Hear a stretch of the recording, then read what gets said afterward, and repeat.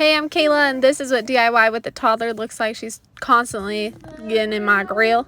But I am building a bookshelf and Murphy bed built-ins in my guest room / office. So for this part one, I removed all baseboards and flooring because I'm going to replace the flooring. I took my birch plywood and MDF and cut it in the Home Depot 90-degree weather parking lot, which was pretty impressive. I created a base for my cabinets to sit on. At first I did 2x4s, but then realized my baseboards were 6 inches high, so I did 2x6s. Then created my base cabinet out of MDF. So this week I will be working on the top bookshelf section that I'll build out of birch plywood, but I secured this base cabinet to the 2x6s and then secured it to the studs in the wall. So next I'm building those bookcases and box molding on the wall, so click follow so you don't miss it. Woo-woo!